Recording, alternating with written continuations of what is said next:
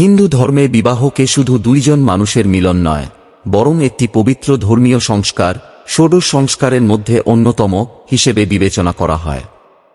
এটি ধর্ম, অর্থ, কাম এবং শেষ পর্যন্ত মোক্ষ লাভের পথে গৃহস্থ আশ্রমের ভিত্তি। তাই বিবাহের সময় নির্বাচন খুবই গুরুত্বপূর্ণ। শাস্ত্রে এটিকে শুভ মুহূর্ত বা বিবাহ মুহূর্ত বলা হয়।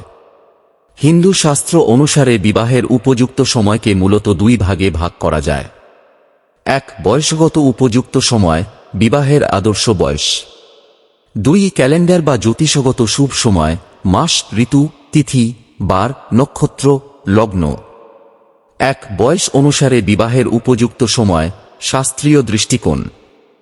প্রাচীন ধর্মশাস্ত্রে মনুস্মৃতি, গৃহ্যসূত্র, যাজ্ঞবল্ক্য স্মৃতি ইত্যাদি বিবাহের বয়স নিয়ে বিভিন্ন উল্লেখ আছে। এগুলো সেই যুগের সামাজিক শারীরিক প্রেক্ষাপটে লেখা। কন্যার জন্য প্রায়শই বলা হয়েছে ঋতুকালের আগে, প্রথম ঋতুস্রাবের আগে বা নগ্নিকা অবস্থায় 8-12 বছরের মধ্যে বিবাহ দেওয়া উচিত। মনুস্মৃতিতে 8 বছরের মেয়ের সঙ্গে 24 বছরের ছেলে বা 12 বছরের মেয়ের সঙ্গে 30 বছরের ছেলের বিবাহের উল্লেখ আছে। কিন্তু আধুনিক সময়ে এই বয়স সম্পূর্ণরূপে প্রযোজ্য নয়।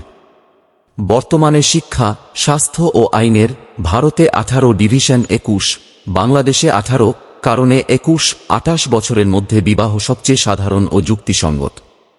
পুরুষের জন্য ব্রহ্মচর্য, ছাত্রজীবন শেষ করে বেদাধ্যয়ন সম্পূর্ণ করে সমাবর্তনের পর বিবাহ করার কথা বলা হয়েছে। সাধারণত 20-25 বছর বয়সে, ব্রাহ্মণের জন্য কিছুটা আগে, ক্ষত্রিয় বৈশ্যের জন্য পরে। অথর্ববেদে যুবক যুবতী উভয়ের ব্রহ্মচর্য শেষ করে বিদ্বান সঙ্গী নির্বাচনের কথা আছে। আধুনিক বাস্তবতায় বর্তমানে শাস্ত্রের চেয়ে শারীরিক মানসিক পরিপক্কতা, শিক্ষা, কর্মজীবনের স্থিতিশীলতা এবং পারস্পরিক সম্মতিকে বেশি গুরুত্ব দেওয়া হয়। 22-30 বছরের মধ্যে বিবাহকে সবচেয়ে উপযুক্ত মনে করা হয়। 2. জ্যোতিষ ও পঞ্জিকা অনুসারে শুভ সময়, বিবাহ মুহূর্ত। হিন্দু বিবাহ সবসময় শুভ মুহূর্তে করা হয়।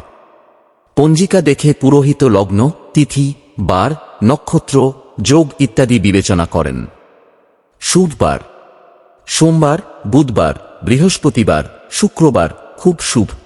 মঙ্গলবার সাধারণত অশুভ, কিছু ক্ষেত্রে ব্যতিক্রম আছে। রবিবার ও শনিবার মিশ্র ফলদায়ক।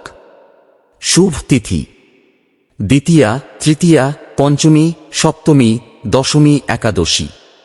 অশুভ অমাবস্যা, চতুর্দশী, ষষ্ঠী, অষ্টমী, নবমী, রিক্তা তিথি।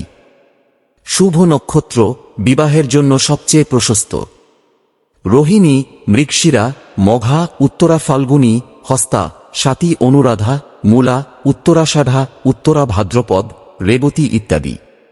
অরক্ষণীয়া নক্ষত্র যেমন কৃত্তিকা, পূর্ব ফাল্গুনী ইত্যাদি এড়ানো হয়। শুভ মাস ঋতু: প্রশস্ত মাস মাঘ, ফাল্গুন, বৈশাখ, জ্যৈষ্ঠ, আষাঢ়, অগ্রহায়ণ। খুব প্রচলিত বৈশাখ, জ্যৈষ্ঠ গ্রীষ্মের শেষে, কার্তিক, অগ্রহায়ণ শীতের শুরুতে। এড়ানো হয় চাতুর্মাস্য, শ্রাবণ, ভাদ্র, আশ্বিন, কার্তিকের কিছু অংশ, পিতৃপক্ষ, আদিক মাস, পৌষ, দেবশয়ন একাদশী থেকে দেবোত্থান একাদশী পর্যন্ত। শুভ লগ্ন: গোধূলি লগ্ন, সন্ধ্যাবেলা খুব প্রিয়, এতে অনেক দোষ কেটে যায়।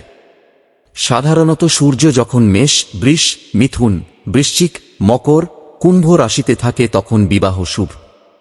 সারাংশ টেবিল: বিষয়: শুভ উপযুক্ত, অশুভ এড়িয়ে চলা। বয়স: আধুনিক মেয়ে 21-28, ছেলে 24-32-18 এর নিচে আইনত নিষিদ্ধ। বার: সোম, বুধ, বৃহস্পতি, শুক্র, মঙ্গল সাধারণত। তিথি: 2, 3, 5, 7, 10, 11, অমাবস্যা, রিক্তা 4, 9, 14। নক্ষত্র: রোহিণী, হস্তা, স্বাতী, অনুরাধা ইত্যাদি, ভরণী, কৃত্তিকা, পূর্ব ফাল্গুনী ইত্যাদি। মাস: মাঘ, ফাল্গুন, বৈশাখ, জ্যৈষ্ঠ, অগ্রহায়ণ, চাতুর্মাস্য, পৌষ কিছু ক্ষেত্রে। শেষ কথা: আজকাল জন্ম কুণ্ডলী মিলিয়ে পারিবারিক সিদ্ধান্ত আইনি বয়স মেনে বিবাহ করা হয়। শাস্ত্র বলে বিবাহ যেন পারস্পরিক সম্মান, ভালোবাসা এবং ধর্ম পালনের মাধ্যম হয়। শুভ মুহূর্তের চেয়েও দুজনের মনের মিল বেশি জরুরি।